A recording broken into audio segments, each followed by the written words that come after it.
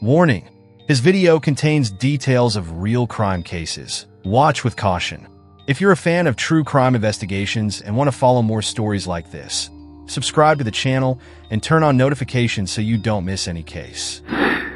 In the heart of Boston, Massachusetts, a tale of ambition, love, and betrayal began to unfold in the mid-1990s. Emily Grace Hawthorne, born in 1975 to a middle-class family in Providence, Rhode Island, was a woman of exceptional intellect and drive. Her parents, both dedicated educators at Brown University, instilled in her a profound love for learning and an unshakable work ethic from an early age. Emily's academic prowess became evident early on, particularly in the fields of mathematics and economics. Her sharp mind and relentless pursuit of excellence earned her a full scholarship to the prestigious Massachusetts Institute of Technology, MIT. There, she honed her skills, graduating summa cum laude in 1997 with a double major in economics and computer science. On the other side of the socio-economic spectrum was Alexander James Rothschild, born in 1970 to a wealthy family with deep roots in New York's financial district. Despite his privileged upbringing, Alexander was determined to carve his own path in the world of high finance. After completing his MBA at the Wharton School of the University of Pennsylvania, he set out to make a name for himself beyond the shadow of his family's legacy. The paths of Emily and Alexander intersected at a pivotal finance conference in Chicago during the summer of 1997. Emily, fresh out of MIT and working as a junior analyst at a top-tier consulting firm, was instantly drawn to Alexander's confidence and charm. For his part, Alexander found himself captivated by Emily's razor-sharp intellect and unwavering ambition. Their whirlwind romance blossomed rapidly, culminating in a lavish wedding ceremony in the Hamptons in the spring of 1998. The union of Emily Hawthorne and Alexander Rothschild was heralded as the perfect merger of new talent and old money, a power couple poised to take the financial world by storm. Settling in the affluent suburb of Greenwich, Connecticut, the newlyweds wasted no time in establishing their professional foothold. Alexander launched his own investment firm, Rothschild Capital Partners, with Emily by his side as the chief financial officer. Their complementary skills and shared vision propelled the company to early success, attracting high-profile clients and substantial investments. In the early years of their marriage, Emily and Alexander seemed to have it all. They quickly became fixtures at exclusive galas and charity events along the East Coast, admired not only for their business acumen but also for their apparent devotion to each other. Their public displays of affection and mutual support painted a picture of marital bliss that many envied and few questioned. However, beneath the surface of this seemingly perfect union, cracks were beginning to form. The demands of running a rapidly growing firm began to take their toll on the couple's personal life. Long hours at the office and frequent business trips slowly eroded the foundation of their relationship. As their company expanded, so did the pressure to maintain their image of success and harmony. Emily and Alexander became adept at presenting a united front to the world, masking any hint of discord behind carefully cultivated smiles and rehearsed anecdotes of marital happiness. Little did the public know that this facade of perfection was about to crumble, setting the stage for a scandal that would send shockwaves through the financial world and beyond.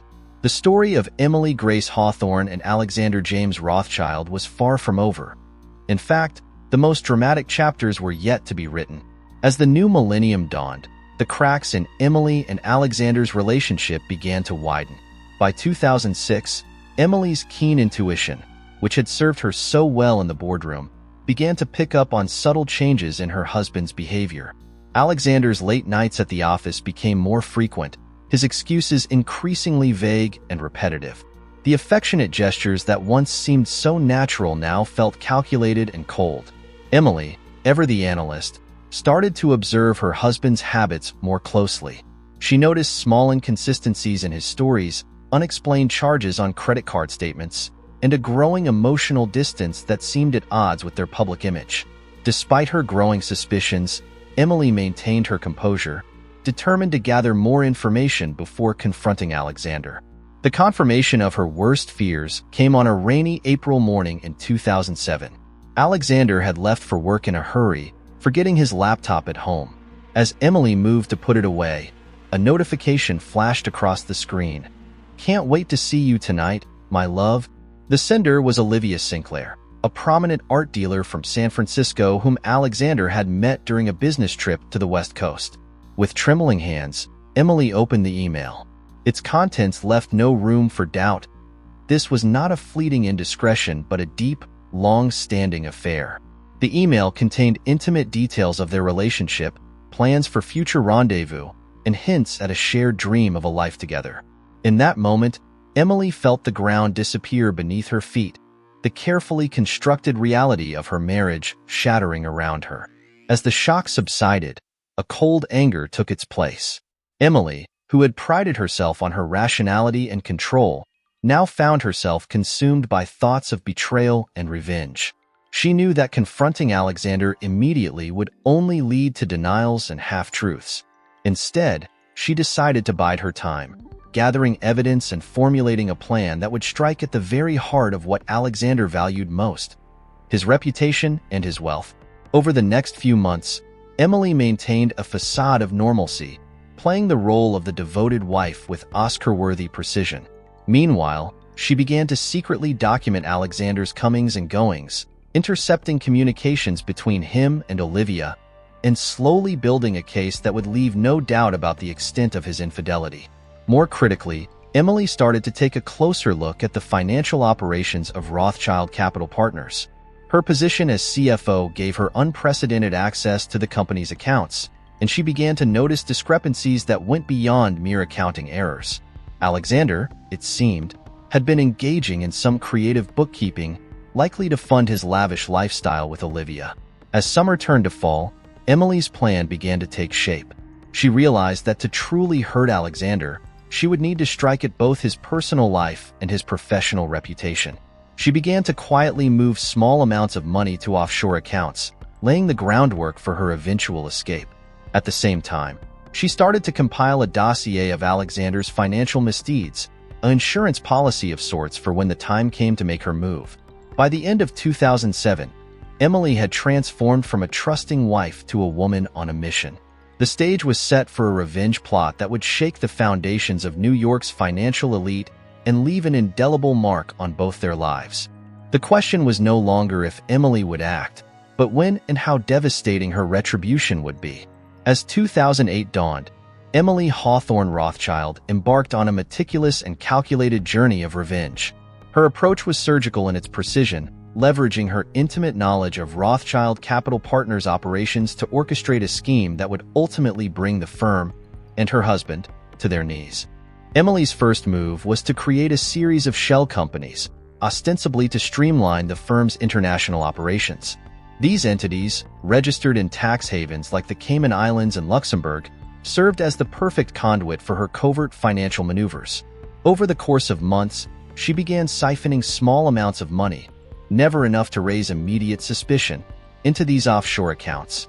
Meanwhile, Alexander remained oblivious to his wife's machinations. His affair with Olivia Sinclair had intensified, leading to more frequent business trips to San Francisco. Emily used these absences to her advantage, meticulously combing through the company's financial records and identifying vulnerabilities she could exploit. In the summer of 2009, an opportunity presented itself that would accelerate Emily's plans. Alexander, buoyed by the firm's apparent success and blind to the looming financial crisis, proposed a major investment in a cutting-edge tech startup based in Silicon Valley. Emily, playing the role of the supportive wife and savvy CFO, encouraged the move, all while knowing it would overextend the company's resources. As Rothschild Capital Partners poured millions into the risky venture, Emily carefully manipulated the books to conceal the true extent of their exposure. She created a complex web of transactions that made the investment appear more secure than it actually was, all while continuing to funnel funds into her network of offshore accounts. The global financial crisis of 2008 to 2009 provided the perfect cover for Emily's activities. As markets tumbled and once solid investments turned to dust, the discrepancies she had engineered blended seamlessly into the chaos engulfing the financial world. Alexander, distracted by both the market turmoil and his ongoing affair, failed to notice the subtle signs of his company's impending doom. By early 2010, Emily had amassed a considerable fortune in her secret accounts, all while positioning Rothschild Capital Partners on the brink of collapse. She had become a master of financial sleight of hand, using her skills to create an illusion of stability that would soon shatter spectacularly. Throughout this period, Emily maintained her composure with remarkable discipline. She continued to attend social events at Alexander's side, smiling for the cameras and playing the part of the devoted wife. In boardrooms and at investor meetings, she presented reports and projections that painted a rosy picture of the company's future, all while knowing the house of cards she had built would soon come tumbling down. As 2010 progressed, Emily began to lay the groundwork for her eventual disappearance. She cultivated a new identity, Sarah Bennett, a widow from Seattle with a penchant for European travel. Using her ill-gotten gains, she purchased a modest villa in the south of France and began to make arrangements for a new life far from the reaches of American law enforcement. The stage was set for the final act of Emily's elaborate plan. As summer turned to fall, she knew that the time to strike was drawing near. The question that remained was not if, but when she would finally bring the curtain down on her life as Emily Hawthorne Rothschild and emerge as Sarah Bennett, leaving behind a trail of financial ruin and broken trust. The pivotal moment in Emily Hawthorne Rothschild's meticulously crafted plan arrived on September 15, 2011. This date, chosen with calculated precision, marked the third anniversary of the collapse of Lehman Brothers, a symbolic nod to the financial turmoil she was about to unleash. In the early hours of that fateful Thursday, Emily executed the final phase of her scheme. She initiated a series of complex financial transactions, triggering a cascade of events that would expose the true state of Rothschild Capital Partners' finances. Simultaneously, she transferred the last of her hidden funds to her offshore accounts, now totaling over $300 million. At 5:30 a.m., Emily left a handwritten note on Alexander's nightstand. "I need some time to myself. Don't try to find me." She then slipped out of their Greenwich mansion, leaving behind her cell phone and credit cards. By the time she boarded a private jet at Teterboro Airport under her new identity, Sarah Bennett, the financial world was just beginning to stir. Alexander awoke at 7 a.m. to find the note. Initially dismissive, assuming Emily had simply taken an impromptu vacation, he headed to the office. It wasn't until he arrived at Rothschild Capital Partners' Manhattan headquarters that the true magnitude of the situation began to unfold. As trading opened, the firm's stock plummeted.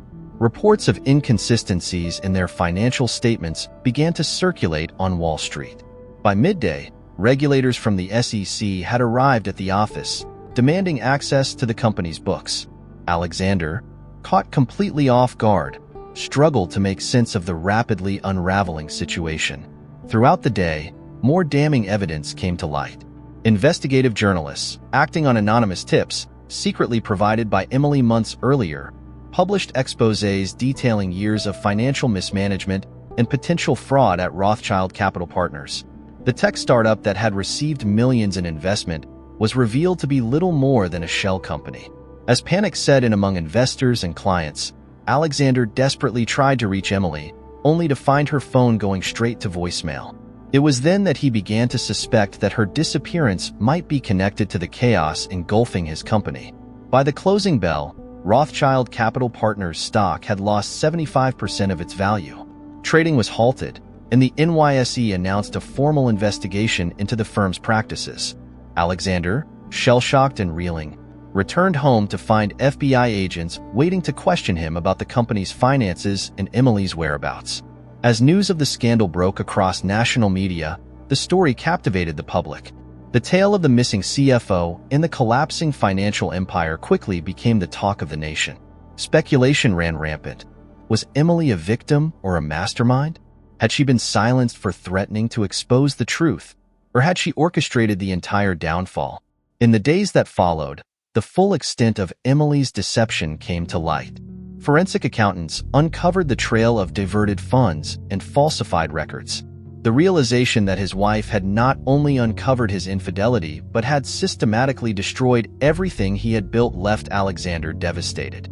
As September drew to a close, Emily, now fully embracing her new identity as Sarah Bennett, settled into her villa in the south of France. She watched from afar as the empire she had helped build crumbled, secure in the knowledge that her vendetta was complete. The stage was set for the final act of this financial thriller, with authorities launching a global manhunt for the woman who had pulled off one of the most audacious acts of revenge in Wall Street history.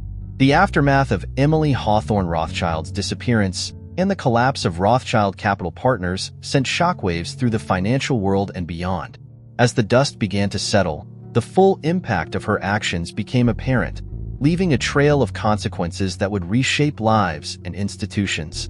In the weeks following the scandal, Alexander Rothschild found himself at the center of a legal and media firestorm. Federal prosecutors launched a full-scale investigation into the firm's practices, with Alexander as their primary target. Despite his protestations of innocence and claims of being as much a victim as anyone else, the evidence against him was damning. On October 3, 2011, Alexander was indicted on multiple charges, including securities fraud, wire fraud, and money laundering. The sight of the once powerful financier being led away in handcuffs became an iconic image, symbolizing the fall of yet another Wall Street titan. As the criminal proceedings against Alexander unfolded, the search for Emily intensified. Interpol issued a red notice, making her one of the most wanted white-collar criminals in the world. Despite the global manhunt, Emily, now living as Sarah Bennett, remained elusive, her new identity and careful planning allowing her to stay one step ahead of the authorities. The collapse of Rothschild Capital Partners had far-reaching implications for the financial sector. Investors who had entrusted their money to the firm saw their life savings evaporate overnight. The scandal eroded public trust in financial institutions, leading to calls for stricter regulations and oversight of Wall Street. In response to the outcry, Congress launched hearings into the practices of investment firms. The Rothschild case became a rallying point for financial reform advocates, who used it as evidence of the need for more stringent controls on the industry. These efforts culminated in the passage of new legislation aimed at preventing similar frauds in the future. As months turned into years, the legend of Emily Hawthorne Rothschild grew. Books were written, documentaries produced, and a Hollywood film went into development, all attempting to unravel the mystery of the woman who had outsmarted Wall Street. Public opinion on Emily was divided. Some viewed her as a criminal who had destroyed lives, while others saw her as a sort of anti-hero, someone who had exposed the corruption inherent in the system. Alexander's trial began in the spring of 2013, becoming one of the most closely watched legal proceedings in recent memory. The prosecution painted a picture of a man driven by greed and hubris, while the defense argued that he had been an unwitting pawn in his wife's elaborate scheme. After a grueling 3-month trial, Alexander was found guilty on all counts. The judge, citing the extensive nature of the fraud and the harm caused to investors, sentenced him to 25 years in federal prison. Throughout the trial and its aftermath, Emily remained conspicuously absent. Despite numerous reported sightings and false leads, she managed to maintain her freedom. Her ability to evade capture only added to her mystique, turning her into something of a modern-day folk hero in some circles. As the 5th anniversary of the scandal approached in 2016, the case remained officially open, but leads had long since gone cold. The woman once known as Emily Hawthorne Rothschild had effectively vanished, leaving behind a cautionary tale of revenge, financial manipulation, and the dark underbelly of Wall Street. As we approach the present day, the case of Emily Hawthorne Rothschild continues to captivate the public imagination and influence the world of finance. The repercussions of her actions have left an indelible mark on Wall Street, the legal system, and popular culture. In 2021, on the 10-year anniversary of the scandal, a renewed interest in the case emerged. Investigative journalists and amateur sleuths alike pored over the details, hoping to uncover new leads. Despite these efforts, Emily's whereabouts remained a mystery, her last confirmed sighting dating back to security camera footage from Teterboro Airport on the day of her disappearance. The financial industry, still grappling with the aftermath of the Rothschild scandal, has undergone significant changes. The reforms implemented in the wake of the case have led to stricter oversight and more transparent reporting requirements for investment firms. While some argue that these measures have stifled innovation, others maintain that they are necessary safeguards against future frauds. Alexander Rothschild, now in his 15th year of incarceration, has become a controversial figure in his own right. He has written a memoir from prison, maintaining his innocence and portraying himself as a victim of Emily's machinations. The book has reignited debates about culpability and the nature of white-collar crime. In an unexpected turn of events, Olivia Sinclair, Alexander's former mistress, came forward in 2022 with new information. In a tell-all interview, she revealed that she had been unaware of the extent of the financial fraud but had suspected Emily knew about the affair. Olivia's revelations added another layer of complexity to the already intricate narrative, suggesting that Emily's motivations may have been more personal than previously believed. The case has left a lasting impact on popular culture. A critically acclaimed limited series based on the scandal premiered on a major streaming platform in 2023, reigniting public interest. The show's ambiguous portrayal of Emily as both villain and hero sparked heated discussions about morality, justice, and the failings of the financial system. In the legal realm, the statute of limitations for some of the charges against Emily expired in 2021. However, the more serious charges of fraud and money laundering remain active, ensuring that she would face prosecution if ever apprehended. The FBI maintains an open file on the case, periodically following up on tips and potential sightings. As we reflect on this extraordinary saga, many questions remain unanswered. Did Emily act alone? Or did she have accomplices? Is she still alive, living under her assumed identity? Or has she met with foul play? Will she ever be brought to justice? Or will she remain a phantom, forever eluding capture? The story of Emily Hawthorne Rothschild serves as a cautionary tale about the dangers of unchecked ambition, the destructive power of revenge, and the vulnerabilities within our financial systems. It reminds us that sometimes truth is indeed stranger than fiction, and that behind the glossy facade of success often lie complex and troubled realities. As the search for Emily continues, albeit with diminishing intensity, her legacy endures. She remains a symbol of both the dark underbelly of high finance and the human capacity for elaborate deception. Whether viewed as a criminal mastermind or a misunderstood anti-hero, Emily Hawthorne Rothschild has earned her place in the annals of financial infamy, her story destined to be debated and analyzed for years to come.